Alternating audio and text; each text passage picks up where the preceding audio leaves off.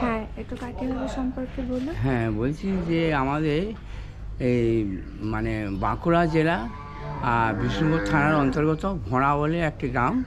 সেই গ্রামে এই ধনঞ্জয় দাস কাঠিয়া বাবা জন্মগ্রহণ করেছিলেন। আচ্ছা। তিনি এখন চতুর্সম্প্রদায়ের একজন মহন্ত। তো তিনি এখন উপস্থিত দেহে নাই।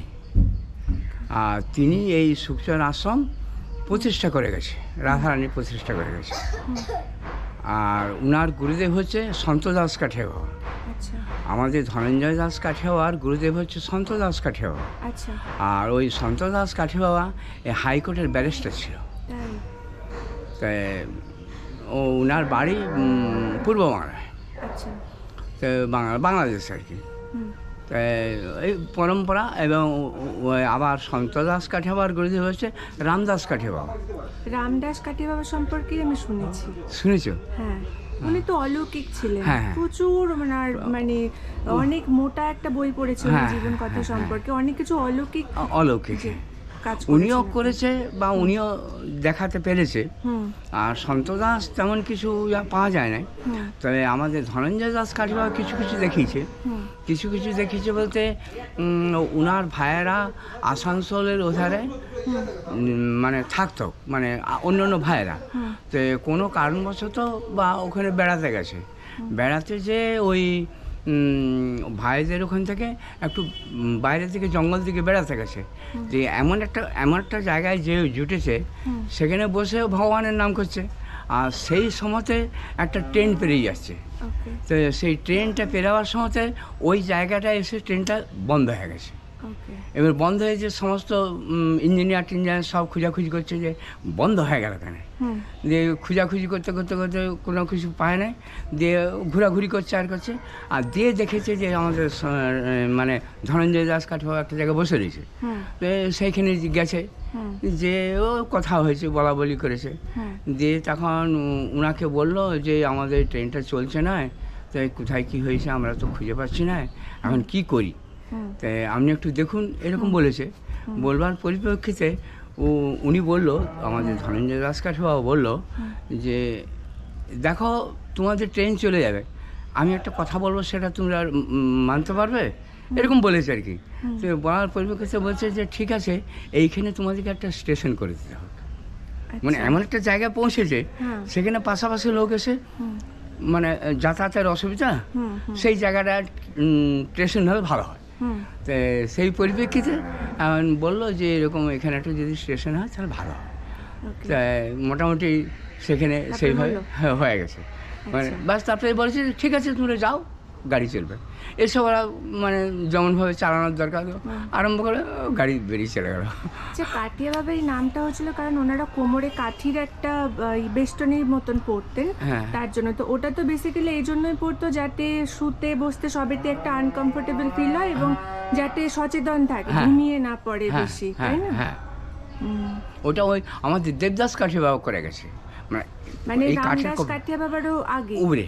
আচ্ছা, রামদাস কাঠিয়া বাবার উপরে যে আমাদের দেবদাস কাঠিয়া বাবা মারা ছিল, ওরা তো তখন সব জঙ্গলই বাস করতো। তো কাপড়ের কপিন উইয়ে খেয়ে দিত, গিরিগিরি নিয়ে চলে যেত, মানে প্রতিদিনই নষ্ট করে দিত, মানে ঠিক মতো থাকতো না। তা উনার সেই সময়তে কীরকম মনে জেগেছিল যে যদি কাঠের করা যায়, তো সেই তখন তিনি ওটা কাঠের ব্যবস্থা নিয়েছিলেন। রামদাস কাঠিয়া বাবা তো ওই জন্য বালির মধ্যে যাতে ওটা অনেকটা ভেতরে মানে ডিপ মানে প্লেন হয়ে যাবে। হ্যাঁ, সত্যি কি কষ্ট, এই কারণেই নামগুলো কাঠিয়া বাবা হয়েছে। তো পরবর্তীকালে যারা গুরুদেব ছিলেন তারাও ওটা পড়ে থাকতেন? তারাও পরপর ছিল, আমাদের এখনো যারা রয়েছে তাদের মধ্যেও ছিল, তাদের মধ্যেও শরীর অসুস্থর জন্য রাখতে পারে না। আচ্ছা, যেমন আমাদের বৃন্দাবনের রাসবিহারী দাস, আচ্ছা, আমাদের হেড হচ্ছে মানে আসল জায়গা হচ্ছে বৃন্দাবন। ও তাই? আচ্ছা, আচ্ছা, ওইখানেই সব রামদাস কাঠিয়া বাবা, দেবদাস কাঠিয়া বাবা ও সব ওই জঙ্গলে ওই ধারে থাকতো। আর ওই এখন উপস্থিত রাসবিহারী দাস আছে, উনিও কাঠের কপিন ছিল, কিন্তু ও খুব মোটা হয়ে গেছে, চলাফেরার অসুবিধা হচ্ছে সেই জন্য। আর এইখানে যে বৃন্দাবন দাস হয়েছে, ইনারও ছিল, ইনারও একটা শরীরভাবে একটা অপারেশন হয়েছিল, তখন খুলে দিতে হয়েছে। রামদাস কাঠিয়া বাবাকে তো মানে আগুনেও পোড়ানো যেত না, গুলিও ওনাকে মারতে পারতো না, স্টোরি আছে এরকম, মানে স্টোরি মানে সত্যি ঘটনা এগুলো। হ্যাঁ ওইরকম তো। রামদাস কাঠিয়া বাবা একটা জঙ্গলের মধ্যে ছিল, সেইখানে যে একটা গ্রামের মধ্যে, তা একটা জঙ্গলের মধ্যে ছিল। আর তখন ওইখানকার বড় সেট, তার সে ভালো চাদরের ব্যবসা ছিল, গায়ের চাদর। হ্যাঁ সেটা শুনেছি, গায়ের চাদরের ব্যবসা ছিল। তাই তিনি আগে ওনাকে দেখতে যে একটা গায়ের চাদর দিয়ে দিয়েছে, খুব খুশি হয়েছে। না উনাকে দিয়েছে, উনার দিবার পরে কিছুক্ষণ পরই উনি মানে ইয়া করে কুণ্ডলিয়ে তো আগুন নিয়ে তো ইয়া করতো, যজ্ঞ করতো, সবসময় তো ধুনি জাগিয়ে বসে থাকতো। হ্যাঁ তা সেই ধুনি জাগিয়ে বসে থাকার যাতে উনি সেই মানে চাদরটা দিয়ে দিল। আর দিয়ে এবারে ইনার মন খারাপ হলো যে আমি দিলাম এমন করে, চাদরটা নষ্ট করে দিল। হ্যাঁ দিয়ে তারপরে মানে বলে যে তার মনে দুঃখ হলো, কষ্ট হলো। দিয়ে তা করতে করতে বলে যে তোর চিন্তা করার কিছু নাই, তুই ঘরকে চলে যা। তো উনি যখন ঘরকে চলে আসে তখন যে ওর গুদামে আগুন ধরে গেছে, দিয়ে কোথাও কিছু পড়ে নাই, একটা কনে একটুকু সামান্য। এরকম ভাবে ওদের অলৌকিক। ওই ধুনিতেই একজনকে আগুন ধরিয়ে দিয়েছিল, মানে ঈর্ষাবশত। হ্যাঁ ওনার অনেক নাম ডাক হয়ে গেছিল না, তো ওনাকে তো পোড়াতে পারিনি, তাই উনি পরে বলেছিলেন যে প্রকৃত যারা যোগী তাদের কখনো কেউ আগুনে পোড়াতে পারে না। মহান যোগী ছিল। আর আমাদেরও এই ধনঞ্জয় দাস কাঠিয়া ওরা 4 ভাই ছিল। ওরা 4 ভাই ছিল, তার এক ভাই বাড়িতে ছিল। আর ওর ভাই খুব কীর্তন করতে হতো, মানে নিতাই গৌরের মতন দুহাত তুলে খুব কীর্তন করে বেড়াতো।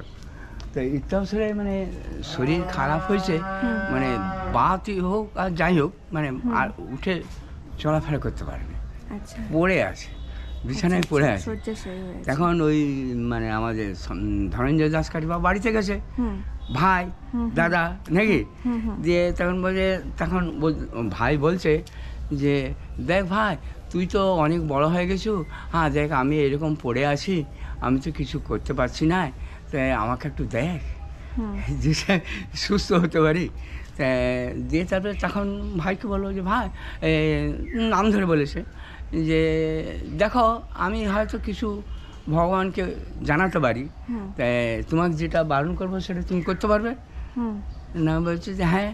না বলছে যে তুমি সুস্থ হয়ে যাবে, কিন্তু তুমি আর কীর্তন করতে পারবে না কোথাও, তুমি কীর্তন করতে পারবে না, ওই দুহাত করে নাচা আর খোল বাজানো করতে পারবে না। তো এই তো সে 2 বছর গেছে। দিয়ে পাশের একটা গ্রামে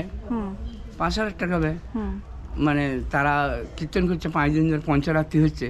তো সে ধনঞ্জয় দাস কাঠিয়া বলেছে, এই ওর ভাইকে বলেছে, ভাইকে বলার পরে ভাই মানে জামানায় বলেছে, তবুও তাদের অনুরোধে কোনো রকম বলছে আপনি যে দেখবেন শুধু কিছু করতে হবে না। তো সে গাড়ি করে নিয়ে গেছে, নিয়ে যে এবারে 5 দিন ধরে কীর্তন হচ্ছে, সব দেখছে আর করছে। এটাও মানে শেষের দিনে আর থাকতে পারেনি, দিয়ে বিভোর হয়ে কীর্তন করতে আরম্ভ করে দিয়েছে। বাস আবার অসুস্থ, আবার সেই গাড়ি করে এনে পৌঁছে। মানে এরকম